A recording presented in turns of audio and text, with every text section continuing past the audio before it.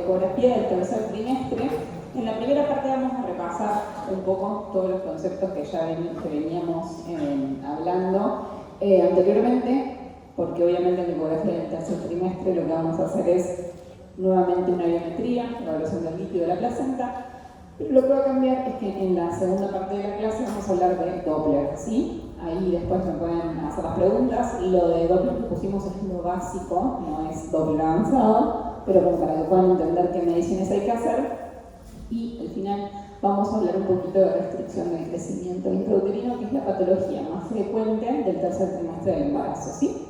Así que bueno, cualquier cosa me frenan, me paran, me preguntan, sin problema. Bueno, ¿cuándo tenemos que hacer la exploración del tercer trimestre? La edad gestacional adecuada es entre las 35 y 36 semanas. Hay estudios que se hicieron intentando hacer ecografías un poco antes, en la semana 30, en la semana 28, y la realidad es que la que más rédito tiene para final del embarazo es esta. Si nosotros en la ecografía del primer trimestre, por ejemplo, tenemos un paciente que tiene alto riesgo de desarrollo de preeclampsia, a esa paciente sí le vamos a pedir una eco en las 28 semanas para ver cómo está, 32 y 36. Pero si nosotros en el primer trimestre no tenemos riesgo elevado ni de preeclampsia ni de restricción del crecimiento uterino, deberíamos pedir la última ecografía a las 36. Lo mismo nos pasa en el segundo trimestre. Si en el segundo trimestre, en un scan fetal, nosotros encontramos algo que nos llama la atención, ejemplo, después lo vamos a ver, la placenta baja, bueno, deberíamos pedir la ecografía en la semana 30 para evaluar esa placenta nuevamente y en ese momento volvemos a ver el bebé. Pero si no, nos sería de indicación pedir hasta la semana 35-36, que es la ecografía previa al nacimiento. El crecimiento fetal es un proceso dinámico y la evaluación va a requerir múltiples observaciones del tamaño fetal a lo largo del tiempo. Acá tienen una curva de percentilos, que son las que se usan normalmente, y ahí van viendo los percentilos de crecimiento entre la semana 23 y la semana 40-41, ¿sí? Donde el centilo de abajo es del 10 y el de arriba es del 90, ¿sí? El tamaño fetal, ahora lo vamos a repetir, se determina por la evaluación de la biometría, y también tenemos que ver en esta ecografía el líquido amniótico de la placenta y aprender a evaluarlo en la segunda Doppler.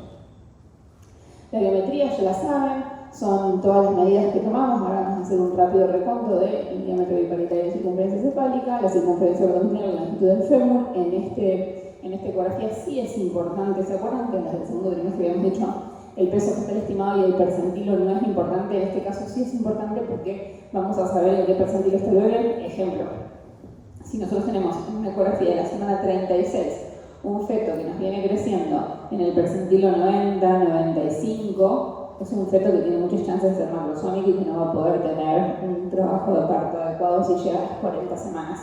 Entonces el percentilo acá sí es importante, las calculadoras como Harlock lo tienen. Y la edad gestacional calculada. ¿Qué es la edad gestacional calculada? Cuando uno toma todas las medidas, diámetro, BPD, fémur, nos da un aproximado de cuántas edades de ese feto, ¿sí? Obviamente un feto que tiene 36, que la edad gestacional calculada nos da 36, es un percentilo 50.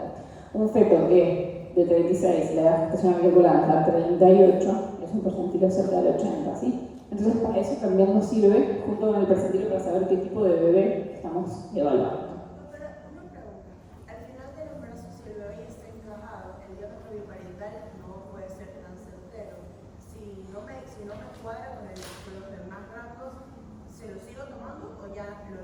A ver, lo ideal es tomarlo, ¿sí? En general, el bebé no se encaja hasta el momento del trabajo de parto.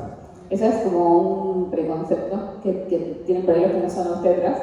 Nosotros sabemos que hasta que no arranca el trabajo de parto, el chico no se encaja en la pelvis, solo que sí no está flotante. Vieron cómo está en el segundo trimestre, que uno lo mueve un poquito y el bebé mueve la cabeza. Es difícil a veces, pero lo ideal es tomar el BPD y tomar la circunferencia cefálica. En el definitivo, el que te va a pesar más es la circunferencia cefálica, no es el BPD. Pero si vos no tenés un buen plano para tomar el BPD, a veces subestimás la circunferencia cefálica porque quedan como, viste, con la cabeza hacia un lado o hacia el otro. Entonces, si tu BPD no es bueno, la chance de que esa circunferencia cefálica sea la real es baja. Entonces, yo personalmente trato de, si hace falta, empujar un poco la cabeza hacia arriba, no tengo miedo, o sea, la paciente no es rígida, entonces tratar de mover un poquito y tomarla, hacer el mejor esfuerzo para tomar BPD y HC. Si no, pueden medir solo HC, también sirve, pero traten de estar en el plano adecuado, ¿sí? No hagan esas cabezas chiquititas, porque si no después no van a saber qué es.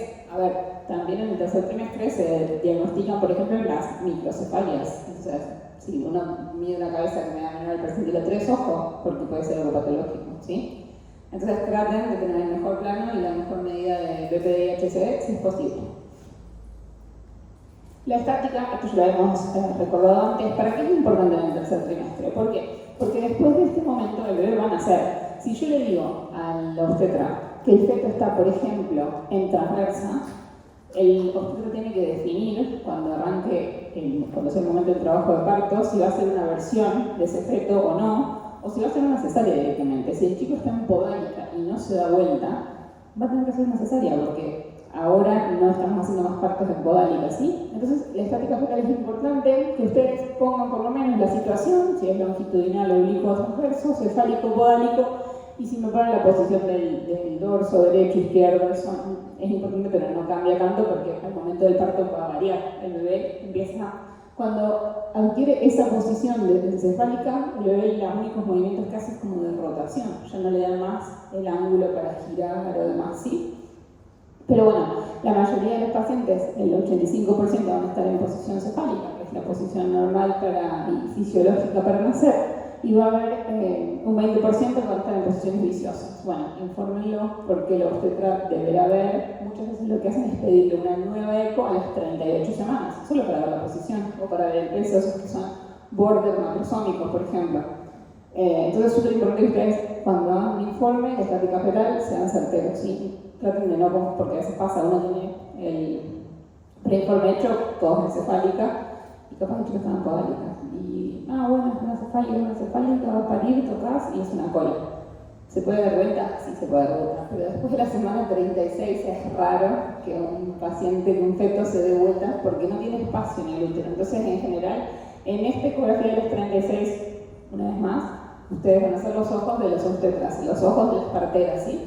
Lo que ustedes pongan en ese informe, ellos van a confiar ciegamente en lo que ustedes digan. Obvio que se hace semiología obstétrica, pero bueno, a veces falla. Bueno, nuevamente, el plano bífero-ilital y circunferencia cefálica, que son las que tenemos que medir.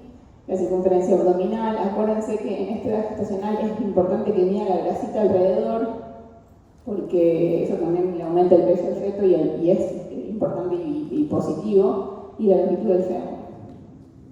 El líquido amniótico ya lo habíamos visto en la clase anterior. En el tercer trimestre contribuye mucho la orina fetal y los pulmoncitos.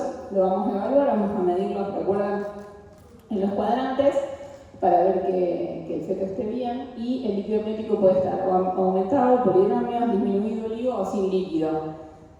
Tercer trimestre, con un anidramio y un feto sano, ¿en qué piensan? Perfecto, eso es una ruptura prematura de membranas.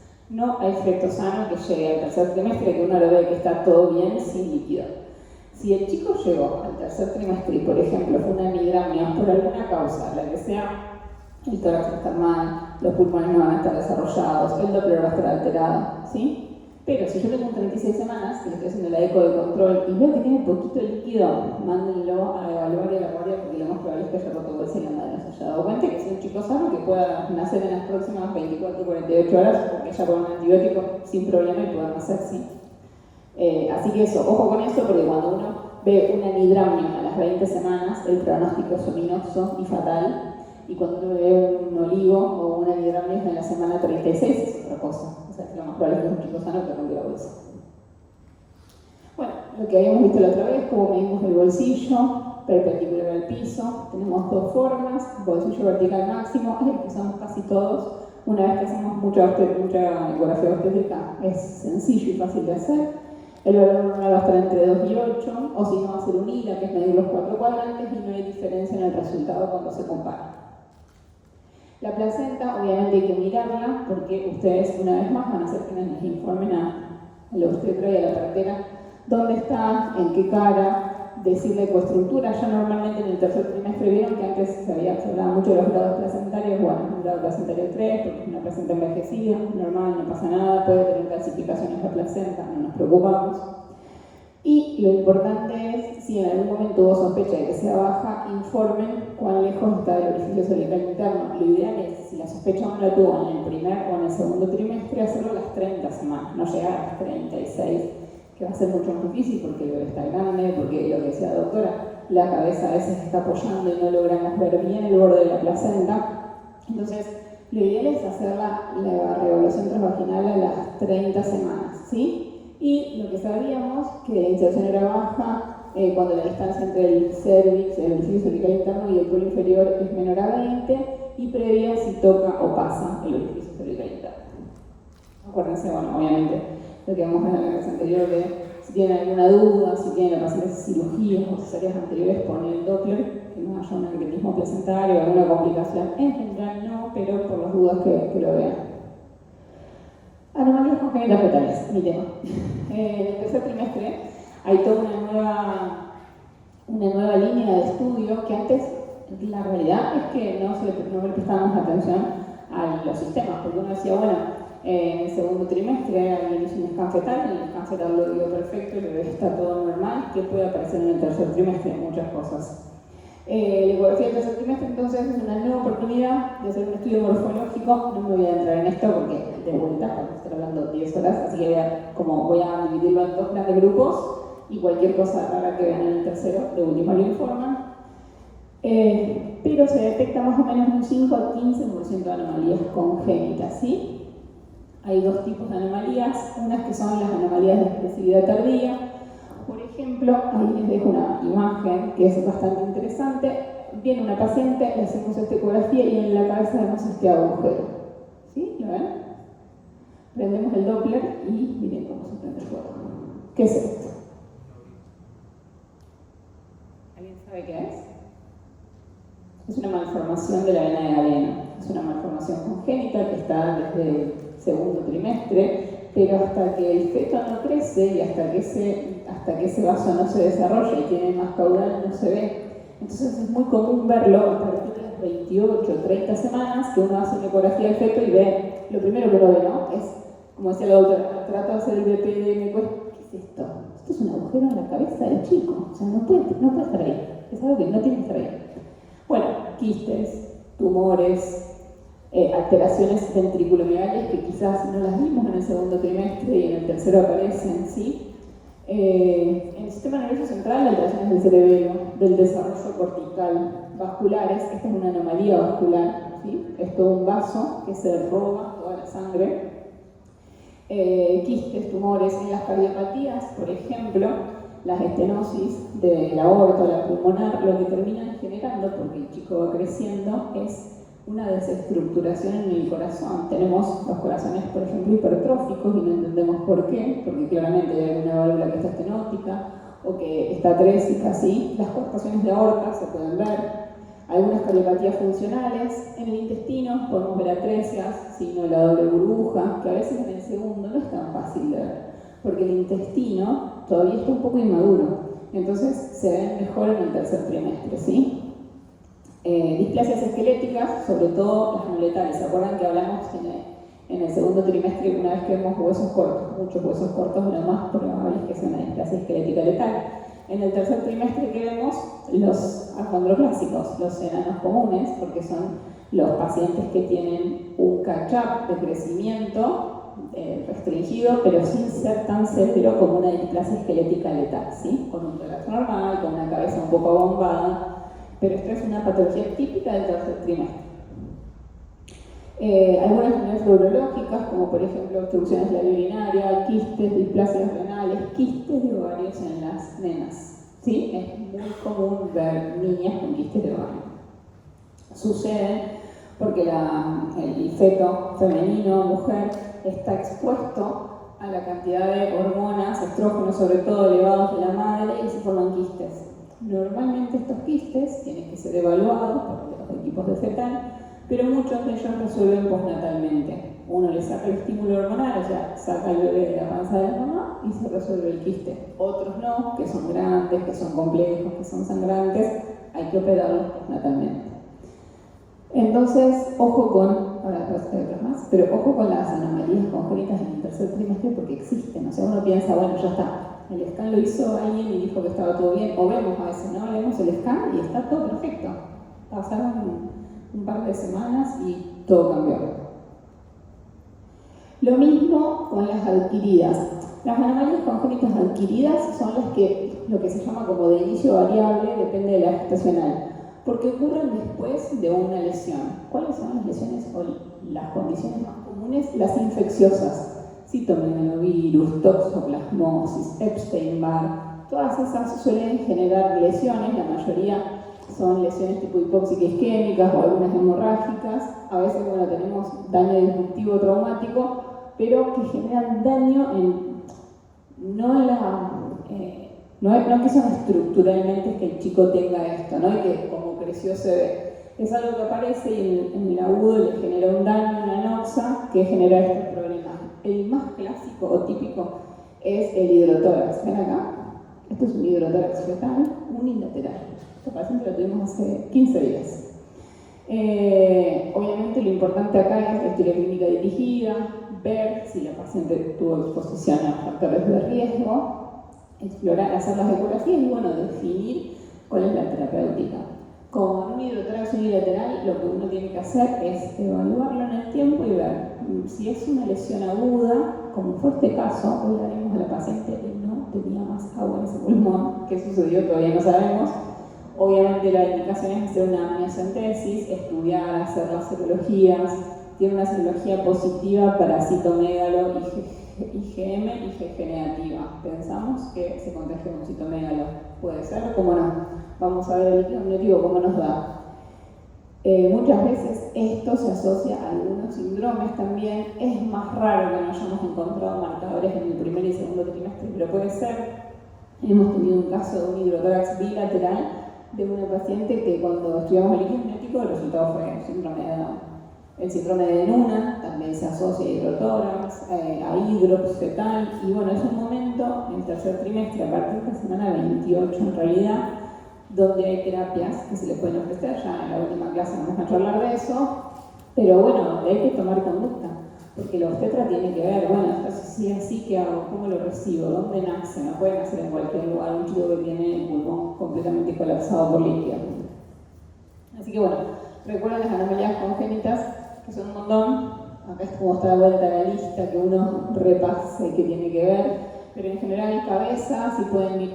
Otra cosa, es muy difícil, chicos, en el tercer trimestre hacer la evaluación que hicimos en el segundo. ¿Se acuerdan? En el segundo mirábamos el perfil de un lab. Esto va a ser imposible, les diría.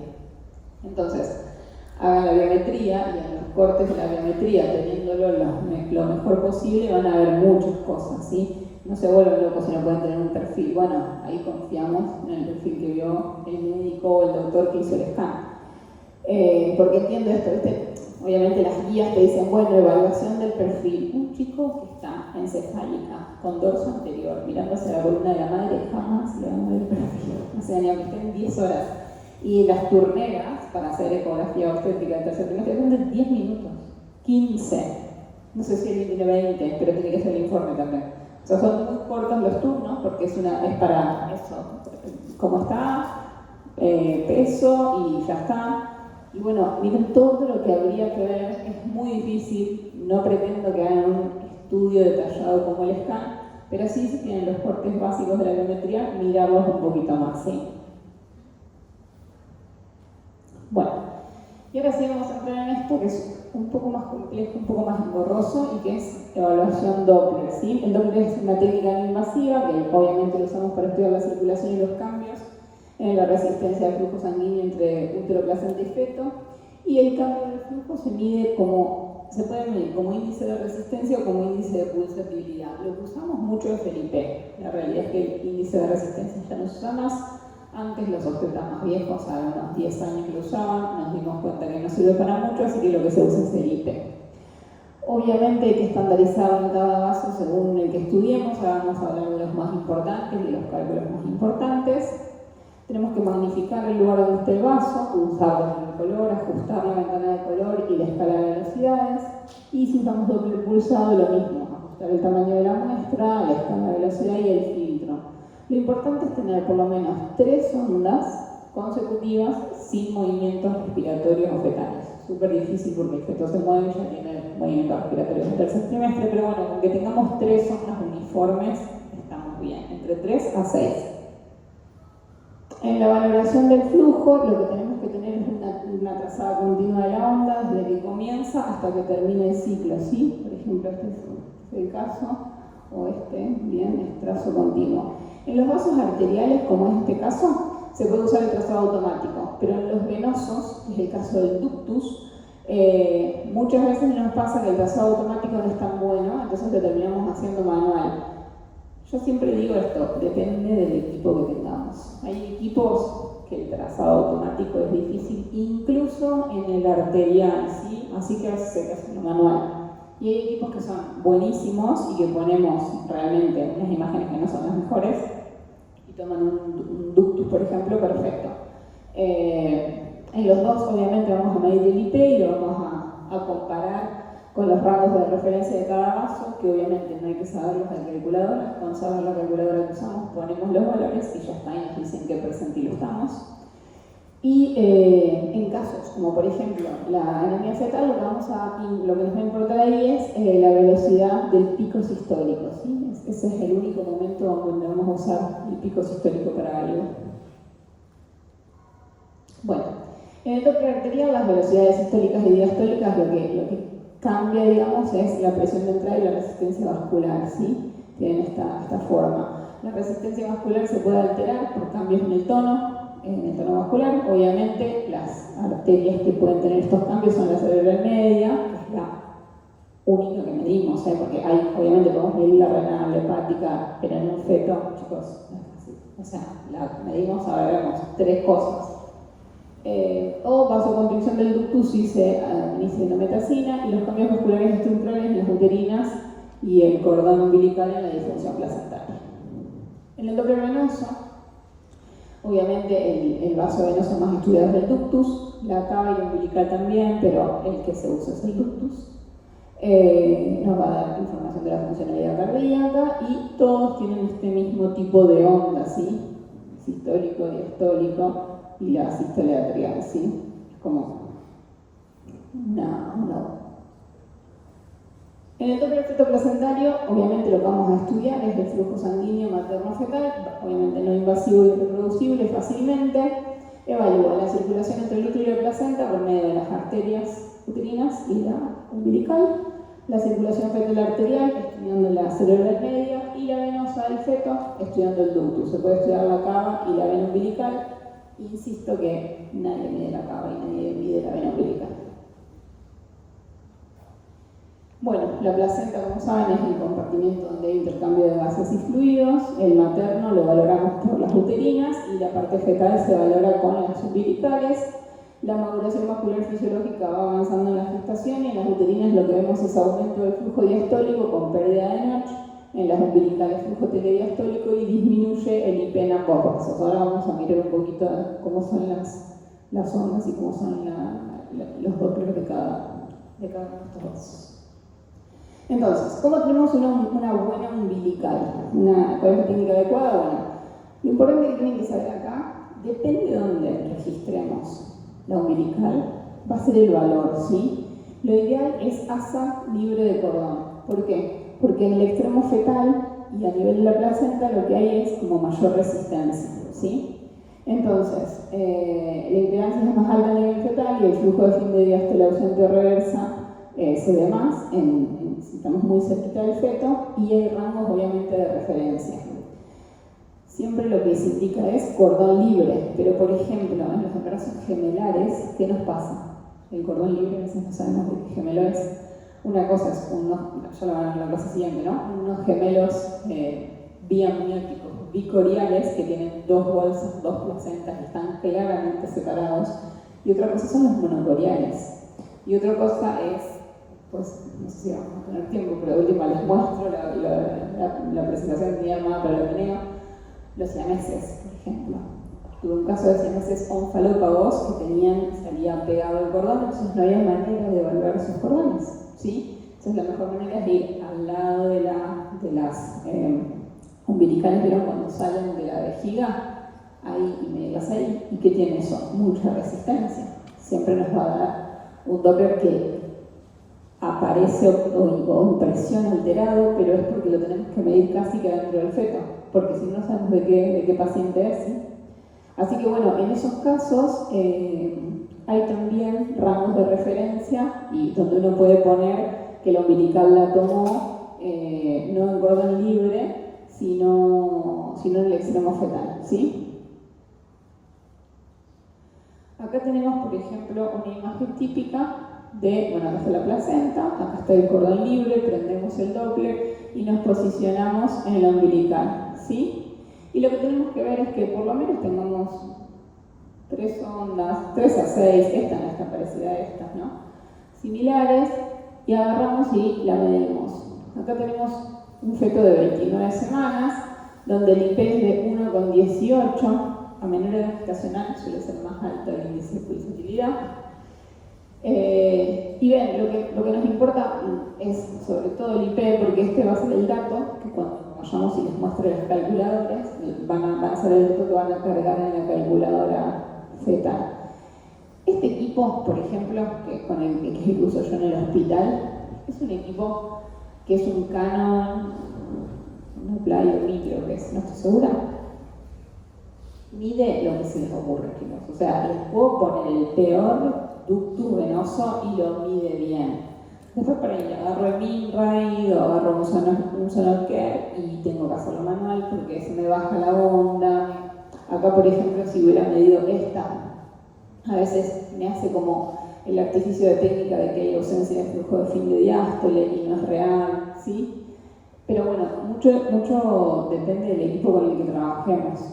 Ustedes acá, en esta onda, tienen que ver esto, que tenga fin de diástole, que haya flujo, que no esté ausente o reverso. Ahora vamos a ver imágenes de cómo la umbilical, la cerebral media y el ductus se van patologizando en los casos de pacientes con alguna patología o restricción de crecimiento. Bueno, lo que les decía, que en las gestaciones múltiples se puede dificultar para saber de quién es cada cordón. Lo mejor, por supuesto, es distal la inserción del abdominal, pero la impedancia en el cordón libre es mejor.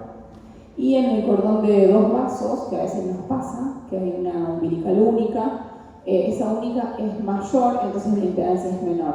Lo normal es que se vea así un umbilical, ¿sí? Después, ahora vamos a ir viendo el progreso, pero esto es ausencia de fin de diástole, ¿ven? Entre una y otra nos falta flujo y esto ya es reverso, ¿sí? Fin de diástole reverso. Acá tenemos nuevamente la evaluación del flujo de la umbilical con una insonación y obtención de la onda de la umbi, esta es súper linda, un IP de 0,93, es hermoso. O esta, 0,78, ¿sí? Siempre la idea es que lo logremos hacer en el azaribre.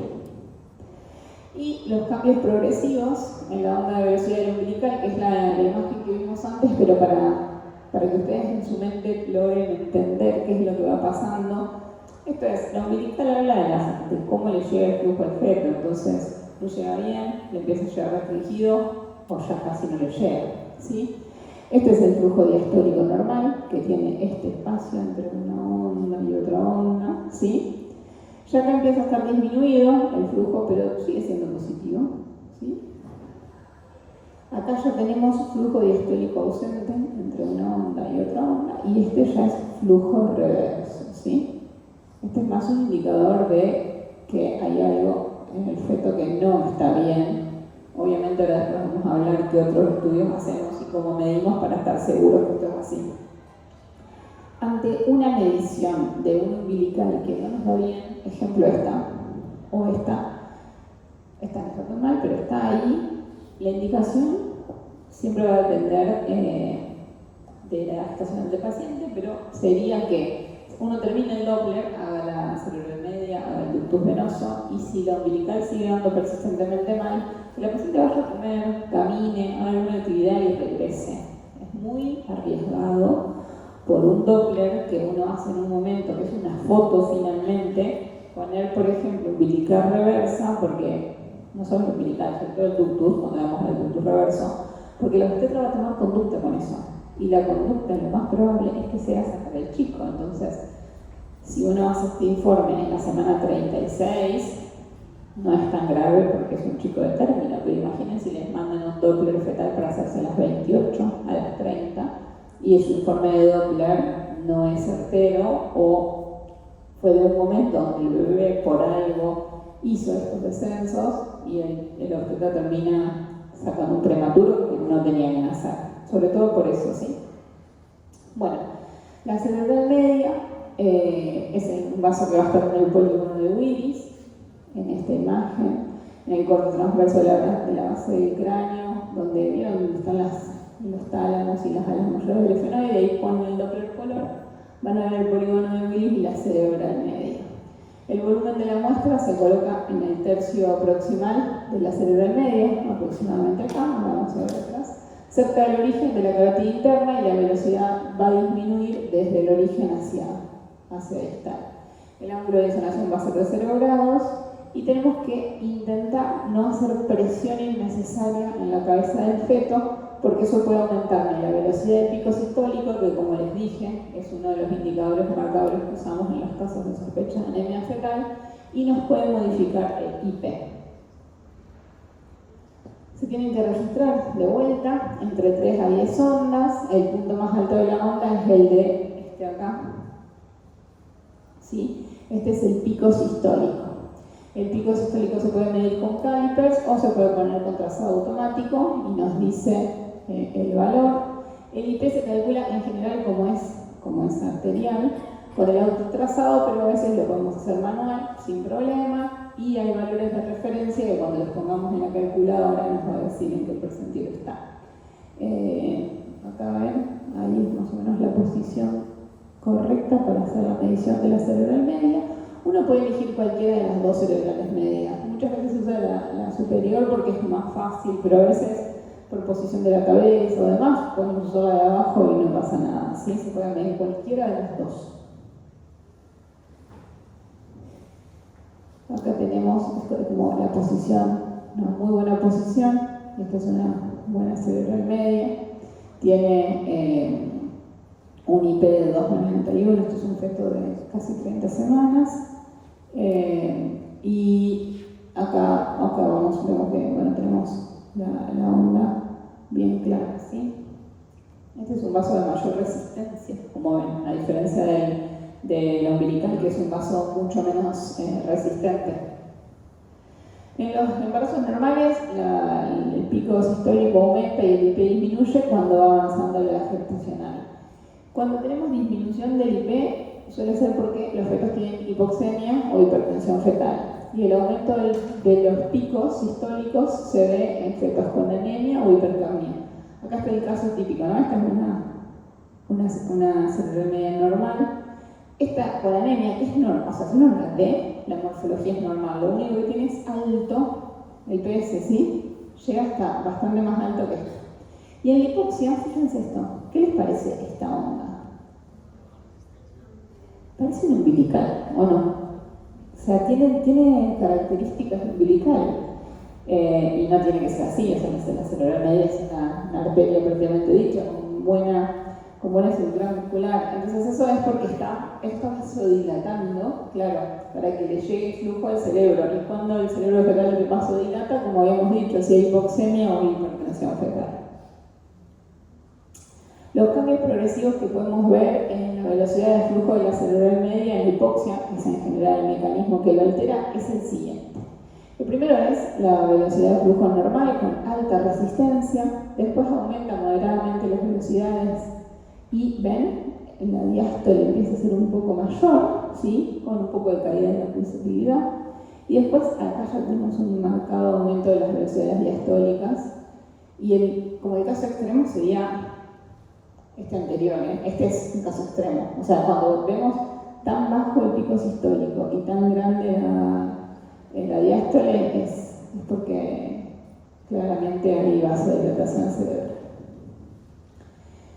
¿Qué es el índice cerebroumbilical? El índice cerebroumbilical es el parámetro más importante y más sensible que tenemos para detectar alteraciones en el Doppler, ¿sí? La umbilical sola o la cerebral media sola per se no son marcadoras de nada, porque a veces, ¿vieron cómo les mostré esa anomalía congénita de la vena de Gardner? Bueno, a veces tenemos algunas malformaciones o algunas alteraciones que hacen que el Doppler o de la cerebral media o de la umbilical estén alterados, pero que finalmente o el índice o el ductus no esté mal, y eso no significa que el efecto esté crítico y haya que sacarlo. Para ver realmente cómo está ese efecto y cómo es el flujo que le llega, hay un cociente que hacemos, que es el índice cerebroumbilical, y detecta las alteraciones del Doppler porque va combinando las dos mediciones, de la umbi y de la cerebral media. Y los cambios y alteraciones son y aparecen cuando el percentilo es menor a 5. En general, hay una regla que es cuando hacemos el cociente que los dividimos, nos da menor a 1. Menor a 1 es patológico, mayor o igual es normal, ¿sí? Lo más importante igual es usen las calculadoras, porque no se van a acordar estas cosas. Nadie se va a acordar, no me acuerdo ni yo a veces. Las calculadoras fetales en los que tienen que poner 3 valores. La edad gestacional, porque no es lo mismo estar haciéndole un Doppler a un feto de 28, 29, a un 30, 32 o a un 36, y los valores que ustedes quieran medir. Por ejemplo, van a hacer cerebro umbilical, ponen, ahora nuestra calculadora que usamos nosotros, y vemos en qué percentilo se encuentra. Pueden meter el IP, el uterino, el umbilical, el ductus, todo. Esta es una de las calculadoras más sencillas en español, porque están las calculadoras de la Fetal Medicine Foundation también, pero las de medicina fetal de Barcelona son fantásticas. Para Doppler, por lo menos, son muy buenas y bien, pueden medir todas estas otras cosas también. Yo se las abrí como en lo sencillo para el ratio cerebro-placentario, que es lo que más comúnmente usamos. Entonces, ¿qué ponemos? La edad gestacional, por ejemplo, 28 semanas y 2 días, y el IP. Y acá le damos al calculate y nos va a traer el percentilo. Lo mismo, siempre que estemos en el percentilo entre el 5 y el 90 estamos normal, menor al 5, mayor al 90, tenemos que prestar atención, ¿sí? Y nos vamos a percentilar cada arteria que midamos. Vamos a percentilar la umbilical, vamos a percentilar la cerebral media y lo más importante, nos va a calcular el ratio cerebro-placentario, ¿sí? Ponemos el IP de la cerebral, el IP de la umbilical y lo calcula. ¿Está bien? Ponemos Doppler normal y nos despreocupamos, algo está mal. Lo ideal, o lo que hago yo para dar como más información, es poner, por ejemplo, Doppler patológico, arteria umbilical en percentilo menor al 5. Entonces, el médico que lo recibe sabe a expensas de qué o qué es lo que está alterado. O, por ejemplo, Doppler normal, arteria cerebral media, percentilo menor al 5, porque ahí está empezando a ver la sedimentación. Entonces, que él vea a ver qué quiere hacer o cada cuánto quiere hacer el control. Si hacemos el Doppler con la cerebral media y la umbilical y está bien, listo, terminamos nuestro trabajo, nos vamos a casa. Si nos da mal, ¿qué hacemos? ¿Sacamos el niño? No. Hay algo más que medir, que es el ductus venoso. El ductus venoso es el que nos determina, es un shunt primario, por supuesto, de flujo entre el hígado y el corazón, y es el que determina el daño fetal y nos dice el tiempo que nos queda para que ese chico pueda seguir adentro, ¿sí? En los fetos normales, la onda A es un vaso venoso, entonces tiene esta forma. La onda A es positiva desde el primer trimestre y los índices de pulsabilidad van disminuyendo cuando avanza el embarazo. Altos índices de pulsatividad y onda ausente o reversa se ven en las cromosomopatías, en los defectos cardíacos, en los pacientes con restricción del crecimiento, en los síndromes de transfusión feto-fetal en los gemelos. Entonces este es el normal, empieza a estar ausente la onda y ya reversa. Este parámetro es el que muestra una mayor asociación con la mortalidad perinatal. Entonces, si hay ausencia o reversión de la onda A, es uno de los principales determinantes de finalización del embarazo, ¿sí? En los fetos, obviamente, que tienen Doppler alterado. No es que vamos a medir el ductus a todos, vamos a medir el ductus en los que vemos que el índice cerebroumbilical está alterado. Para practicar, si uno lo quiere hacer, es de buena práctica hacerlo a todos. Pero si no lo hacen, nadie les va a decir nada si ustedes hacen un Doppler y no ponen ductus, ¿sí? Si el Doppler es normal. Si el Doppler no es normal, sería bueno que le sumen el ductus. En El vaso está, como les decía, este es un corte sagital del abdomen y el tórax fetal. Es el vaso que conecta, ¿sí?, el hígado y el corazón. Lo que vemos acá normalmente es una liaising, acá está como exagerado. Esta es una medida nuestra que ven que no es tan claro, pero se ve como un cambio de colores, es el típico liaising, y ahí nos tenemos que posicionar y hacer la medida, ¿sí?, hacer la insonación y obtener las ondas. Este es un ductus divino, mi P83, precioso. ¿Sí? No, el aliasing en el ductus es como tu amigo, tu aliado. Medís cuando está el aliasing, o sea, cuando vos ves que el cambio, viste que cambia de color, porque vos tenés los vasos, en general es la umbilical, que vos la ves roja, y hay una zona donde se te ve como anaranjada y cada tanto un poquito verdecito, no lo corrijas, ahí me dice el ductus. Claro, no siempre corrigen, claro. La frecuencia. Ustedes corrigen cuando hacen Doppler de personas, pero acá como es un bebito, el aliasing te da la pauta de dónde está el ductus. Es muy difícil medir el ductus sin Doppler color, porque te puedes posicionar anatómicamente, pero es muy difícil encontrarlo. Pero vos ponés el color y automáticamente la zona que vos tenés aliasing, no corrijas, medí ahí que obtenés esta onda perfecta. ¿Ves? Obtenés la onda del ductus venoso con aliasing. Es como usando un artefacto de técnica, lo usamos, por favor. Y, sí.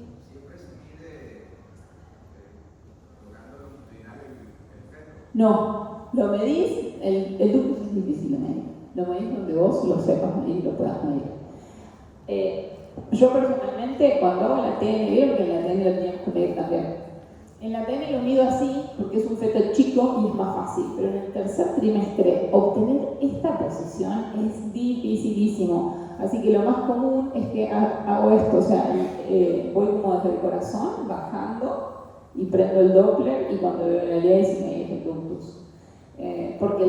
Porque para medirlo es muy difícil en esa posición. O sea, no lográs tener un feto. Este feto, no sé, no quiero mentirles, pero apuesto que tiene 28, 29 semanas. Si un 36, lograr esta imagen es muy difícil.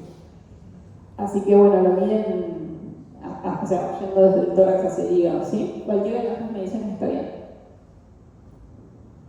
Los cambios en el ductus. Esto es como lo importante, que ustedes sepan cuál es un ductus normal y cuál es uno que empieza a ser patológico. Lo que cambia básicamente es la onda y la velocidad del ductus. En el primero tenemos un ductus normal con la onda normal, después tenemos flujo ausente en la contracción atrial. Ya acá es apenas moderado, reverso, y acá ya es un flujo reverso completo, ¿sí?, en la contracción atrial. Para considerar que la onda está alterada, tiene que estar así en el 50% de los ciclos, ¿sí? Y se tiene que comprobar, esto es lo que les decía, o sea, no es que vemos un ductus reverso y listo, chao, hacemos una cesárea. Lo ideal es repetirlo entre 3 a 12 horas, ¿sí?, antes de la decisión clínica final. Es muy difícil esto también, porque a mí me mandan 36 semanas con ese ductus reverso y yo no sé si lo defino sacarlo. A ver, en mi caso espero ir a un eco, puedes hacer eco, pero la obstetra que no sabe hacer ecografía es muy difícil. Y entonces la indicación es repetirlo ideal a las 6 horas, que la paciente coma el camino y se repita. La ausencia o reversión de la onda indica acidosis fetal y es el mejor predictor de muerte fetal a corto plazo, ¿sí? Hay otros parámetros que se están evaluando, pero ninguno termina de ser tan definitivo como el ductus. La verdad es que el ductus tiene muy buen rédito. El líquido amniótico se vio que no, porque esto que les decía, ¿no?, un líquido bajo en un tercer trimestre es una bolsa hasta que se demuestre lo contrario. El perfil biofísico que se hace es el NST, pero se tarda mucho. Es un estudio que se hace contando los movimientos fetales durante por lo menos media hora. Lleva muchísimo tiempo y la verdad es que el rédito no es mucho mejor que hacer un buen Doppler con un buen ductus. Y lo mismo el Doppler del istmo aórtico. Se empezó a estudiar, pero no tiene tan buen rédito. Lo que sí hay en Europa, y supongo que en Estados Unidos también, son los registros cardiotocográficos computarizados. Así que ponen a la paciente y le hacen un monitoreo continuo y bueno, ven si se alteró o no. Nosotros acá Usamos el Doppler y la realidad es que es un estudio excelente en fetal y nos ayuda muchísimo en el tercer trimestre, pero en el primero, por ejemplo, también para pensar en, por ejemplo, un ductus reverso cardiopatías congénitas, o ahora vamos a hablar un poquito de las arterias uterinas, si tenemos alteración de las uterinas, en poder hacer una prevención, sí, porque sospechamos preeclampsia, sí, el Doppler en fetal es súper útil. Bueno, vamos a hablar un poquito de las arterias uterinas. Las uterinas se localizan en la unión entre el cervix y el cuerpo uterino. Obviamente siempre ayuda el Doppler color. Medimos y hacemos velocimetría Doppler. En esta ubicación se puede hacer por vía transabdominal o transvaginal, ¿sí? Las mediciones tienen que ser de las dos, de la derecha y de la izquierda, y tenemos que informar si hay muescas o incisuras, que es el notch, que es como las muescas que van hacia abajo. Siempre se debe utilizar el IP y se tienen que promediar, porque la paciente tiene dos uterinas y ese paciente y ese perro está como su nutrición está a cargo de las dos. Entonces siempre las promediamos, ¿sí? Derecha e izquierda, ¿sí? Las ondas en general son así, con pico sistólico. Y tenemos dos técnicas, una que es por vía transabdominal y la transvaginal. La transabdominal, obviamente, tenemos que colocar el transductor en el cuadrante lateral del abdomen, angulado, buscar con color, ubicarla, hacer una muestra de estas de 1 centímetro y a veces hay algunas uterinas que se ramifican antes y en ese caso, bueno, no buscamos a ver dónde está bifurcando, ¿sí? Se hace del lado derecho a la izquierda y a medida que avanza la edad gestacional, el útero se gira un poco hacia la derecha. Entonces, a veces es más difícil ubicar la arteria uterina derecha que la izquierda, porque al rotarse, la izquierda se ve mejor y la derecha no. La transvaginal, paciente con vejiga vacía, se pone en posición ginecológica de lilotomía. Hacemos como cuando vamos a hacer la ecografía transvaginal de medición del cervix, llegamos al fondo del saco lateral, buscamos la uterina con el Doppler al lado de, más o menos a la altura del orificio cervical interno, hacia la derecha y hacia la izquierda. Y hay rangos de referencia que ahora vamos a ver, también donde lo que tenemos son percentilos. Importante, esto porque este es un sesgo de la docente que tienen, pensar que hay mujeres que tienen anomalías congénitas uterinas. Entonces en esas pacientes a veces es muy difícil encontrar las arterias uterinas. No se preocupen, los úteros, por ejemplo, bicornes, bidelfos, algunos tienen las uterinas en otro lugar, en otra posición. Y lo otro que a veces nos pasa es en los pacientes que tienen cesáreas anteriores, más de una cesárea anterior, a veces la cicatriz o cómo le quedó el útero a la paciente hace que las arterias uterinas no sean tan fáciles de ubicar. Yo lo que recomiendo es que cuando no podemos verlas por arriba, porque la mayoría de las veces las medimos por transabdominal, intentemos transvaginal, que transvaginal en general estamos más cerca de la arteria, las podemos evaluar. Son de utilidad para valorar el riesgo de restricción del crecimiento tardío, en el caso de que la mamá tenga hipertensión, para poder ver las causas y actuar. Vamos a ver nuestros vasos así, que van a un lado dentro del útero, y las medimos. Lo mismo, usamos la calculadora de medicina fetal de Barcelona es fantástico porque ponemos acá la edad gestacional y el IP y el cálculo siempre se hace con el promedio y nos da el percentilo, ¿sí? En los casos de placentación anormal, a veces lo que pasa es que como se altera la ecuación trofoblástica, las uterinas tienen como mayor índice de pulsatilidad y hay lo que se llama notch, que es como si fuera una muesca acá, una muesca hacia abajo, ¿sí?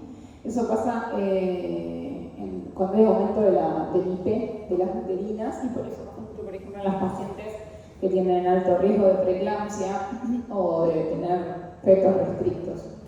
Si hay vascularización en las velocidades anormales, se ve también alguna alteración en las umbilicales y eso va a depender de la alteración vascular, ¿sí?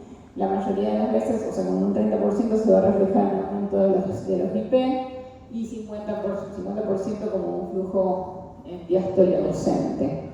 En el 70% ya, obviamente, el flujo se pone reverso.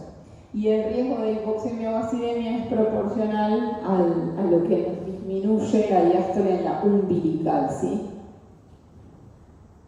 Bueno, ¿se entendió la parte de Doppler? Hablamos como de lo básico. Después de Doppler, insisto, hay un montón de cosas más que se pueden ver, que se pueden estudiar y se pueden pensar, pero es como profundizar mucho y quizás les voy a abrumar. Entonces, esto es lo básico y lo que quiero que sepan, ¿sí? Ahora nos queda no mucho de la clase, porque esto es una parte corta que es restricción del crecimiento intrauterino. ¿Cómo lo diagnosticamos y lo manejamos? Quizás no hace falta que ustedes lo manejen, pero sí es importante que lo piensen y que lo diagnostiquen y que cada vez que estén ante un feto con una sospecha de restricción, le hagan un Doppler. O sea, para eso saben hacer Doppler ahora. La restricción, bueno, es una incapacidad del feto de lograr su potencial de crecimiento por el factor patológico. Lo más común es la disfunción placentaria. La disfunción placentaria se asocia la mayoría de las veces a patologías, muchas veces intrínsecas de la madre, preeclampsia es como lo más común, y algunos otros problemas que pueden generar que la placenta no funcione del todo bien. Es una de las principales causas de muerte fetal, la restricción del crecimiento, aumenta la mortalidad neonatal y la morbilidad a corto y largo plazo, porque son pacientes que nacen con la mayoría con menos de 2,5 kilos, o sea, son pacientes que nacen a veces prematuros porque no crecieron bien y quedan en neo, hasta que aumentan de peso, se complican, ¿sí? En la práctica clínica se considera que el peso fetal estimado para la edad gestacional que estamos evaluando es menor al 10%. Como el crecimiento fetal es dinámico, hay que evaluarlo y ir controlando el tamaño fetal múltiples veces a lo largo del tiempo. Lo que les decía de la definición es un feto incapaz de alcanzar el potencial de crecimiento que lo tiene determinado genéticamente. Su peso fetal estimado es menor al percentilo 10 y las restricciones de crecimiento severas son cuando el peso fetal estimado o el percentilo de la panza es menor al percentilo 3, ¿sí? Y acá ven el típico caso, son dos fetos de la misma gestación y miren la diferencia, ¿sí? Fetos no, ya son chicos, ya son bebés. Bueno, entonces tenemos los pequeños para la edad gestacional. El pequeño para la edad gestacional es el feto que tiene un peso estimado debajo del percentilo 10 para la edad gestacional. Dentro de este pequeño para la edad gestacional hay tres tipos. El primero, que es el 60% de la población más grande, son los pequeños que no tienen patología y son constitucionalmente pequeños. Ustedes ven a la mamá y mide 1,40 m. Ven al papá y mide 1,55 m. Bueno, listo, es eso. Es un niño que va a ser estructuralmente pequeño porque genéticamente su potencial no es el potencial de una persona de 1,90 m. Entonces es súper importante que uno, cuando hace imágenes, no se olvide que primero es médico y después imagenólogo. Yo que soy tipo primero médico y después obstetra. Pensar en la clínica del paciente y pensar que, bueno, si tiene una madre bajita o un padre bajito, lo más probable es que sea pequeñito o chiquito porque es estructuralmente pequeño, no porque es patológico. Después nos queda otro universo de los que son pequeños por alguna insuficiencia placentaria, 25%, suelen ser los que tienen crecimiento restringido y el 50% asocian con preeclampsia. Es lo que les digo, la presión en la madre, la hipertensión arterial en la madre es algo que complica mucho los embarazos y se debe a que no funciona bien la placenta, ¿sí? Y después tenemos a los fetos pequeños por alguna condición extrínseca a la placenta. Estos van a ser los síndromes genéticos. El año pasado fue así. Me invitaron a un congreso y me hicieron dar una charla de restricción del crecimiento uterino asociada a síndromes genéticos. Cuando vieron el tema, dije, ¿de qué hablo? Después me di cuenta de todo lo que yo hago. O sea, nosotros tenemos muchísimos pacientes que vienen con alguna anomalía congénita y es una parte restrictos. Seguro es un síndrome genético. No es normal tener un paciente con un percentilo de crecimiento menor al 3 y algún defecto asociado, por más que sea pequeño. Hoy dimos un informe de una paciente que vino porque tenía un labio leporino y un bebé que crecía en el percentilo 3 a las 28 semanas. no es normal. O sea, ¿cómo crece tan pequeño ese bebé? Lo evaluamos y tenía polidramios. Bueno, hicimos una amniocentesis y el cariotipo nos vino trisomía 18. No tenía otro estigma, chicos. O sea, no tenía las estigmas típicas que uno piensa del 18, una cardiopatía severa, una hernia, un ónfalocele, los pies. Era un feto normal que tenía una trisomía 18, pero una restricción severísima de crecimiento y un flaco. Entonces, siempre que tengan restrictos, muy severos, que ustedes hacen la biometría y les da, están haciendo una evaluación de un bebé de 30 semanas y les da para 26. Eso es completamente normal. O hay un error de cálculo en la gestacional, o es un restricto severo. Y un restricto severo se asocia muchísimas veces a síndromes genéticos, cromosomopatías, algunas malformaciones congénitas y a veces se asocia a infecciones o exposiciones tóxicas. En mi experiencia, las infecciones suelen dar otro tipo de complicaciones más agudas, hidrotórax, hidrops, asitis, ¿sí? Y los síndromes genéticos suelen generar restrictos muy restrictos.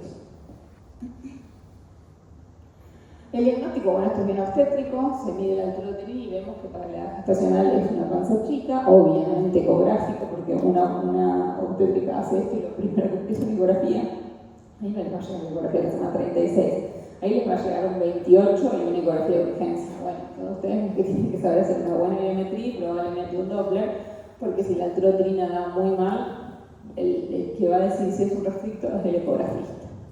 El cálculo de peso fetal, obviamente, como les decía, usamos Havelock, que es la fórmula que más nos reditúa. Hay otras tablas personalizadas, algunas se asocian al sexo y las características maternas, algunas ponen o sacan los factores de riesgo, y hay unas curvas de crecimiento personalizadas. En general, en toda Latinoamérica usamos Havelock y no tenemos problema, es una buena curva de crecimiento, la mayoría de los ecógrafos la tienen preseteada, hacen una biometría con la edad gestacional y les va a salir cómo viene ese crecimiento fetal. Lo que les decía en el diagnóstico, obviamente la biometría, que ya lo saben, la repetimos un montón de veces, perímetro cefálico, circunferencia abdominal y fémur. Havelock tiene un error del 15%, que no es tanto, y que en una corrección de percentilo suele ser, o sea, se acerca mucho a la realidad. Las tablas poblacionales que hay, la realidad es que están bien, pero la mejor para mí sigue siendo Havelock. Y ver siempre, es muy importante que el embarazo esté bien fechado, ¿sí? Si tienen ecografía del primer trimestre, mejor, porque a veces los pacientes con el embarazo se equivocan la fecha de última menstruación, les dicen una cosa y es otra, se confunden mucho, por ejemplo, los meses. Junio, julio, nunca uno sabe qué fecha fue la última menstruación, entonces si uno cambia las fechas, nos parece que es un restricto extremo y quizás es que la fecha de última menstruación fue un mes más tarde, ¿no? Entonces, por eso, siempre que tengamos eco del primer trimestre, usemos esa para hacer el cálculo de la gestacional y sobre eso hacer la biometría. Los fetos que tengan el peso por debajo del percentilo 3, como les digo, tienen un riesgo muy aumentado y se incluyen directamente en el grupo de crecimiento restringido y de restrictos. Los que tienen el peso entre el percentilo 3 y el 10 hay que estudiarlos y ahí lo que tenemos que tratar es de ver cuáles son pequeños para la gestacional, sin patología, los estructurales, y los que tienen algo más, y para eso usamos el Doppler, ¿sí? Entonces, los valores de diagnóstico para restricción de crecimiento, percentilo menor al 10, circunferencia abdominal menor al percentilo 5, y la velocidad de crecimiento, que eso lo hacemos ya cuando vamos haciendo más de una ecografía de la circunferencia abdominal, menor a 10 milímetros cada 2 semanas, ¿sí? O que aumente menos de 200 gramos cada 2 semanas.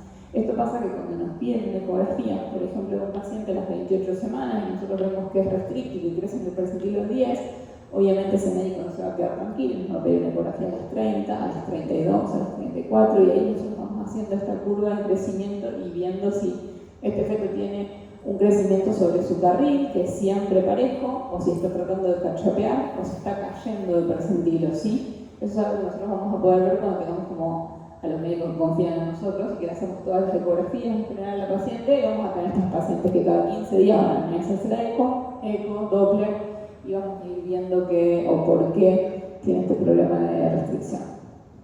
El manejo, bueno, importante la correcta clasificación, o sea, por saber, estar seguros a cuál de sus grupos pertenece, ver si la madre tiene alguna enfermedad o el feto tiene alguna enfermedad, hacer obviamente las pruebas de bienestar fetal para ver el diagnóstico y sobre todo lo importante acá es el momento óptimo para finalizar el embarazo y obviamente esta conducta que es la del manejo es la que demuestra y la incidencia sobre la mortalidad perinatal y morbilidad a largo plazo, ¿sí?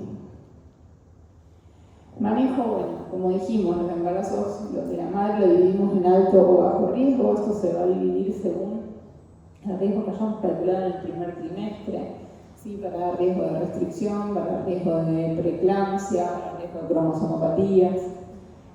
Vamos a evaluar el feto, dependiendo cuando diagnostiquemos que este chico crece pequeño, va a ser una RCIU precoz si el diagnóstico es antes de la semana 34 o tardío si es después de la semana 34.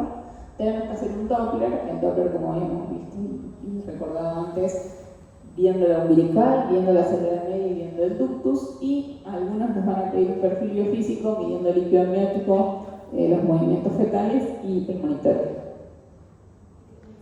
La evaluación fetal, cuando tenemos un restricto es cada 15 días, ¿sí? Es lo que les digo, ecografía y Doppler cada 15 días. Si el Doppler se nos empieza a alterar o algo en el Doppler no nos da bien, la evaluación va a ser más frecuente, quizás va a ser una vez por semana, quizás va a ser cada 48 horas, ¿sí? Los parámetros del Doppler, esto de la evaluación quincenal es siempre que el Doppler nos dé bien. Yo tengo un bebé chiquito, pero que el Doppler me da bien, significa que el flujo le llega, lo puedo esperar y puedo ver cómo crece, entonces lo veo cada 2 semanas. Pero si algún parámetro del Doppler me empieza a dar mal, lo voy a tener que ver más cerca porque es un efecto que se me está quizás descompensando hemodinámicamente y si yo espero 15 días cuando lo voy a ver está muerto, ¿sí? Entonces ese parámetro también tenerlo. Nosotros no hace falta que en el informe digamos cuándo lo tenemos que volver a ver, nosotros vamos a saberlo, pero a veces podemos poner sugiero, control o reevaluación o de crecimiento fetal, o ecografía y Doppler en 2 semanas o en 1 semana. Eso es una sugerencia, después usted trae el encargado de pedirlo, ¿sí? Obviamente ver los marcadores de las alteraciones crónicas, el Doppler de las uterinas, la célula media, el líquido amniótico y los marcadores de alteraciones agudas. Obviamente la estrella es el ductus, la frecuencia cardíaca fetal y un perfil biofísico. Este es un cuadro que es como por ahí muy clínico, pero para que ustedes entiendan cómo un feto cuando tiene hipoxia, por el mecanismo que sea, empieza y trata de adaptarse. O sea, cómo pasamos de tener un feto normal a un feto muerto, ¿sí? Lo que empieza a pasar es que empieza a disminuir el flujo, ¿sí? A nivel de las arterias. El primero que va a disminuir es de la uterina. Después a nivel del feto va a haber como una constricción de las renales, empieza el umbilical. La cerebral se va a empezar a vasodilatar, de vuelta el umbilical sigue cayendo, va a entrar en un proceso de isquemia y acá ya va a tener un ductus reverso, ¿sí? Desde acá hasta que se muera van a pasar pocos días porque lo que va a pasar es que se termina descompensándose, como que se desarticulan las variables tardías que se llaman y se descompensa y se muere. ¿Qué es lo que sucede? En general el líquido amniótico va a estar normal, empieza a tener menos, a ser un oligo, el crecimiento empieza a disminuir, los movimientos del bebito empiezan a disminuir y el tono uterino empieza a disminuir, ¿sí? Por eso, cuando nosotros tenemos un ductus reverso, estamos en este punto. Es el momento exacto de finalizar antes de que nos pase esto, ¿sí? Sobre todo esto. ¿Se entiende? Por eso es tan importante que ustedes puedan, mediante el Doppler, informar y darle esa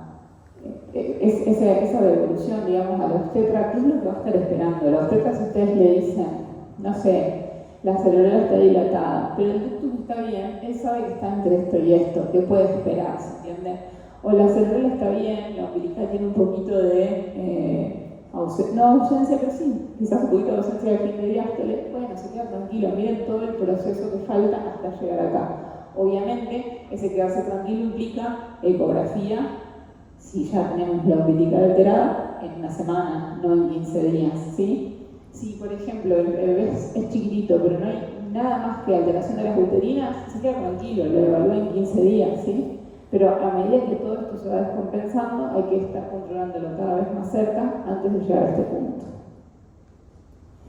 Esto es como para recordarlo, lo que es la prevención secundaria. Nosotros hacemos el doble de las arterias uterinas en el primer trimestre, entre la semana 11 y 14, ¿sí? Y también se puede hacer entre la 20 y la 24, y ahí lo que vemos es al subgrupo de pacientes que puedan desarrollar preeclampsia o RCIU. ¿Qué se usa en estos casos? Aspirina de 150, un comprimido por día desde las 11 semanas hasta el final del embarazo, hasta la semana 36. ¿Cómo se calcula? Con las calculadoras de la Fetal Medicine Foundation.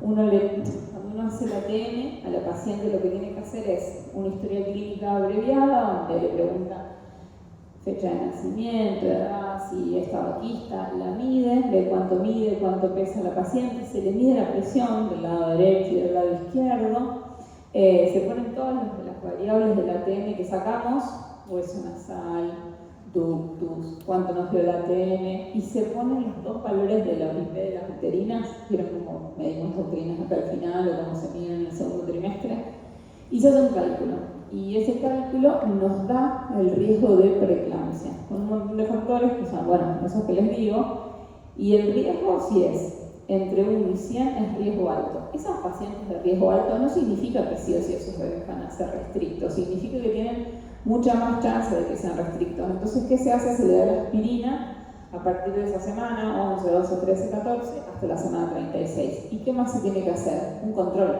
Porque si yo vi que el riesgo era alto en el primer trimestre, en el tercero tengo que controlar. No espero la semana 36. El control se hace en la semana 28. Se hace una ecografía y un Doppler en la semana 28. Si el bebé viene creciendo bien, ¿qué significa? Que lo que yo implementé, que es el tratamiento con aspirina, funcionó. El bebé no tiene restricción del crecimiento, lo que queda es controlar que esa madre no desarrolle hipertensión arterial al final del embarazo, ¿sí? Y eso es todo.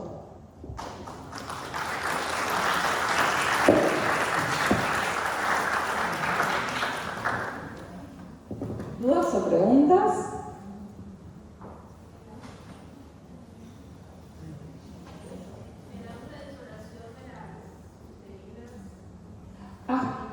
El ángulo, no, es menor de 30. Las uterinas, incluso la cerebral media.